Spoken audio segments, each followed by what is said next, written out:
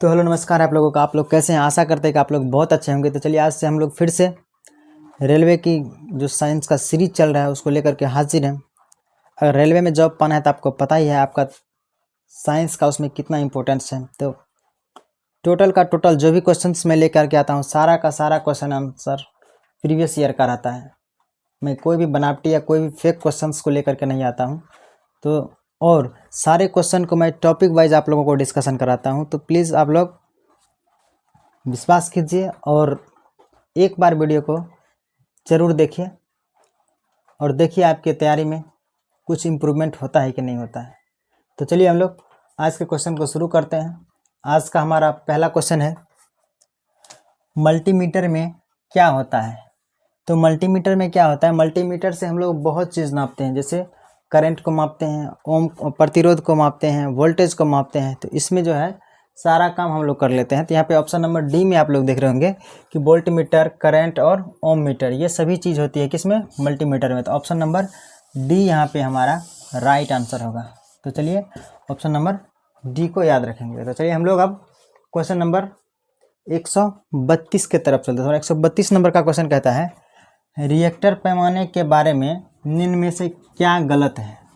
Reactor में क्या गलत है उसके बारे में हम लोग को यहाँ पे चूज करना है। तो पहला नंबर बोल रहा है कि इसे 1935 ईस्वी में चार्ल्स रिएक्टर और गुटेनबर्ग द्वारा बनाया गया था। तो ये बात सही है कि रिएक्टर को 1935 ईस्वी में चार्ल्स रिएक्टर और गुटेनबर्ग के द्वारा विकसित किया गया था।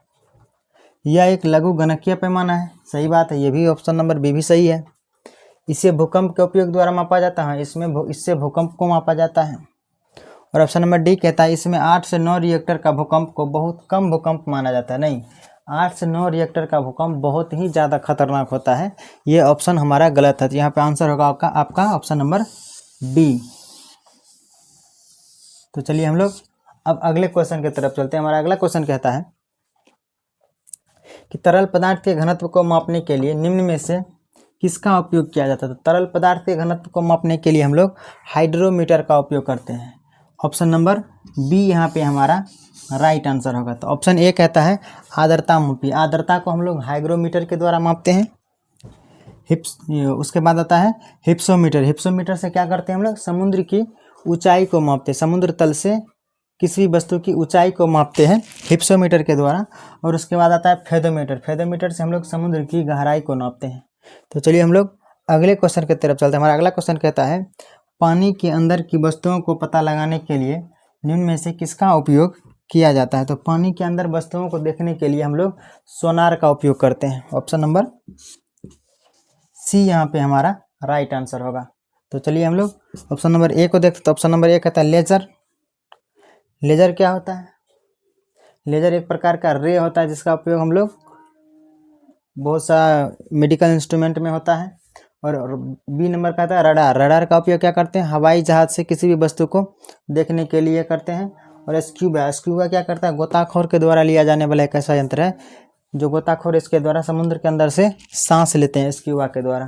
तो चलिए हम लोग अब अगले क्वेश्चन की तरफ चलते हैं। तो चलिए हमारा अगला क्वेश्चन है, अगला क्वेश्चन कहता है जहाज़ों में क्या मापने के लिए इकोलोशन का प्रयोग किया जाता है। तो जहाज़ों में क्या मापने के लिए इकोलोशन का प्रयोग किया जाता है। तो ऑप्शन नंबर ये कहता है प्रकाश की गहराई। नहीं, प्रकाश की गहराई नहीं नापते हैं। मछली की सघनता, ये भी गलत है। और ऑप्शन नंबर सी कहता है पानी की गहराई। ये हमारा राइट आंसर है, ऑप्शन नंबर सी। और ऑप्शन नंबर डी भी गलत है, ये भी नहीं होता है। तो चलिए हम लोग अगला क्वेश्चन की तरफ चलते हैं। हमारा अगला क्वेश्चन कहता है कि दूध के घनत्व को निर्धारित करने के लिए कौन सा उपकरण का उपयोग करते हैं। तो दूध की घनत्व को मापने के लिए हम लोग लैक्टोमीटर का उपयोग करते हैं। ऑप्शन नंबर बी यहाँ पे हमारा राइट आंसर होगा। तो चलिए हम लोग हाइड्रोमीटर से क्या मापते हैं? हाइड्रोमीटर से तरल पदार्थ का घनत्व मापते हैं। बैरोमीटर से क्या मापते हैं? वायुमंडलीय दाब मापते हैं। और थर्मामीटर, थर्मामीटर से हम लोग ह्यूमन बॉडी के टेम्परेचर यानी बॉडी के टेम्परेचर को मापते हैं। तो चलिए हम लोग क्वेश्चन नंबर 137 देखते हैं। तो हमारा 137 नंबर का क्वेश्चन कहता है कि ऑटोमोबाइल में यात्रा की दूरी को मापने के लिए निम्न में से किस उपकरण का उपयोग किया जाता है। तो ऑटोमोबाइल में यात्रा की दूरी को मापने के लिए हम लोग ओडोमीटर का उपयोग करते हैं। ऑप्शन नंबर बी यहाँ पे हमारा राइट आंसर होगा। स्पीडोमीटर से क्या होता है? स्पीडोमीटर से स्पीड को मापते हैं।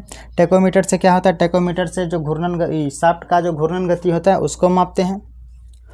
और पेडोमीटर यहाँ पे कुछ खास नहीं है। तो चलिए हम लोग क्वेश्चन नंबर 138 देखते हैं। तो हमारा 138 नंबर का क्वेश्चन कहता है मोटर गाड़ी का ओडोमीटर क्या मापता है? तभी तो हम लोग पढ़े हैं मोटर गाड़ी का ओडोमीटर दूरी को मापता है। ऑप्शन नंबर बी यहाँ पे हमारा राइट आंसर होगा। तो चलिए हम लोग अब अगले क्वेश्चन की तरफ चलते हैं। तो चलिए हमारा अगला क्वेश्चन है कि डैश वह उपकरण है जिसका उपयोग हम लोग मोटर गाड़ी में दूरी मापने के लिए करते हैं। तो ऑप्शन नंबर ए कहता है एक्सक्लेरोमीटर। एक्सक्लेरोमीटर से हम लोग त्वरण मापते हैं। क्या मापते हैं? त्वरण मापते हैं। ओडोमीटर्स का प्रयोग हम लोग दूरी मापने के लिए करते हैं। ऑप्शन नंबर बी यहाँ पे हमारा राइट आंसर हुआ। और रियोस्टेट का उपयोग हम लोग प्रतिरोध को कम या ज़्यादा करने के लिए करते हैं। उसके बाद आता है वोल्टमीटर। वोल्टमीटर से हम लोग वोल्टेज को मापते हैं, विभवांतर को मापते हैं। तो चलिए हमारा 140 नंबर का क्वेश्चन कहता है कि किसी वोल्टमीटर का उपयोग डैश मापने के लिए करते हैं। तो वोल्टमीटर का उपयोग हम लोग विभव को मापने के लिए करते हैं, विभवांतर को मापने के लिए करते हैं। ऑप्शन नंबर बी हमारा यहाँ पे राइट आंसर होगा। तो चलिए हम लोग अगले क्वेश्चन की तरफ चलते हैं। हमारा अगला क्वेश्चन कहता है कि किसी परिपथ में विद्युत धारा के प्रवाह की दिशा को दर्शाने के लिए निम्न में से किसका उपयोग करते हैं? तो किसी परिपथ में विद्युत धारा की प्रवाह को दिशा को देखने के लिए हम लोग गैल्वेनोमीटर का प्रयोग करते हैं। क्या करते हैं? गैल्वेनोमीटर का प्रयोग करते हैं। ऑप्शन नंबर बी ये यहाँ पे हमारा राइट आंसर होगा। तो दूसरा नंबर ऑप्शन कहता है एमीटर का प्रयोग हम लोग धारा का मान ज्ञात करने के लिए करते हैं। और ऑप्शन नंबर सी कहता है रियोस्टेट का उपयोग हम लोग प्रतिरोध को कम या ज़्यादा करने के लिए करते हैं। फिर हमारा ऑप्शन नंबर डी कहता है वोल्टमीटर का उपयोग हम लोग विभवांतर को मापने के लिए करते हैं। और क्वेश्चन नंबर 142 कहता है गैल्वेनोमीटर का उपयोग किया जाता है। तो गैल्वेनोमीटर का उपयोग कहाँ किया जाता है? प्रकाश की दिशा का पता लगाने के लिए। गलत बात है, प्रकाश की दिशा का पता नहीं लगाता है ये। चुंबकीय प्रेरण की दिशा का पता लगाने के लिए, ये भी गलत बात है, ये भी ऑप्शन गलत है। ध्वनि की दिशा का पता लगाने के लिए, ये भी गलत है। ऑप्शन नंबर डी कहता है धारा की दिशा का पता लगाने के लिए। ऑप्शन नंबर डी हमारा यहाँ पे राइट आंसर होगा। तो चलिए हम लोग अगले क्वेश्चन की तरफ चलते हैं। हमारा अगला क्वेश्चन कि डैश वाहन की गति जानने में मदद करता है। तो वाहन की गति जानने में हम लोग किसका उपयोग करते हैं? स्पीडोमीटर का उपयोग करते हैं। ऑप्शन नंबर बी यहाँ पे हमारा राइट आंसर होगा। तो चलिए हम लोग क्वेश्चन नंबर 144 देखते हैं। 144 नंबर का क्वेश्चन कहता है डैश इकोलोशन का एक प्रकार है। इकोलोशन किसका एक प्रकार है? तो इकोलोशन सोनार का एक प्रकार है।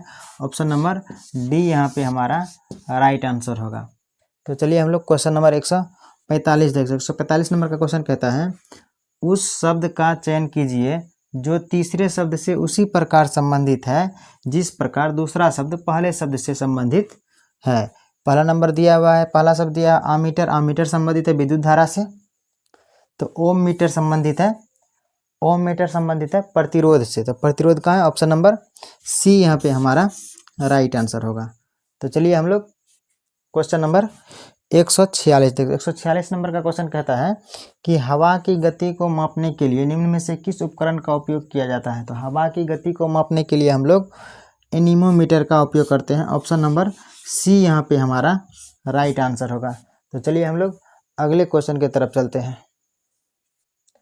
तो चलिए हमारा क्वेश्चन नंबर 147 कहता है कि डैश उपकरण का उपयोग हवा की शक्ति एवं वेग मापने के लिए करते हैं। तो हम लोग हवा की शक्ति एवं वेग को मापने के लिए एनीमोमीटर का उपयोग करते हैं। ऑप्शन नंबर डी यहाँ पे हमारा राइट आंसर होगा। तो चलिए हम लोग क्वेश्चन नंबर 148 देखते हैं। तो 148 नंबर का क्वेश्चन कहता है एनीमोमीटर उपकरण का उपयोग डैश मापने के लिए किया जाता है। तो एनीमोमीटर उपकरण का उपयोग हम लोग वायु की गति या वायु की शक्ति को मापने के लिए इसका उपयोग करते हैं। तो ऑप्शन नंबर बी यहाँ पे हमारा राइट आंसर होगा। तो चलिए हम लोग क्वेश्चन नंबर 149 की तरफ चलते हैं। तो 149 नंबर का क्वेश्चन कहता है निम्न में से कौन सी झूठ का पता लगाने वाली मशीन है? तो झूठ का पता लगाने वाली मशीन को हम लोग लाइट डिटेक्टिंग मशीन कहते हैं। तो ऑप्शन नंबर यहाँ पे हमारा, या उसको पॉलीग्राफ टेस्ट कहते हैं। क्या कहते हैं उसे? पॉलीग्राफ टेस्ट कहते हैं। ऑप्शन नंबर सी यहाँ पे हमारा राइट आंसर होगा। तो चलिए हम लोग अगले क्वेश्चन की तरफ चलते हैं। हमारा क्वेश्चन नंबर 150 कहता है लाइट डिटेक्टर मशीन को डैश के रूप में जाना जाता है। तो लाइट डिटेक्टर मशीन को हम लोग पॉलीग्राफ टेस्ट के रूप में जानते हैं। ऑप्शन नंबर डी यहाँ पे हमारा राइट आंसर होगा। तो चलिए हमारा क्वेश्चन नंबर 151 कहता है कि भट्ठियों जैसे उच्च तापमान मापने के लिए निम्न में से किस यंत्र का उपयोग किया जाता है। तो भट्ठियों जैसे उच्च तापमान को मापने के लिए हम लोग यानी हाई टेम्परेचर को मापने के लिए पायरोमीटर का उपयोग करते हैं। ऑप्शन नंबर बी हमारा यहाँ पे राइट आंसर होगा। तो चलिए आज के लिए इतना ही, मिलते हैं अगले वीडियो में, तब तक के लिए जय हिंद।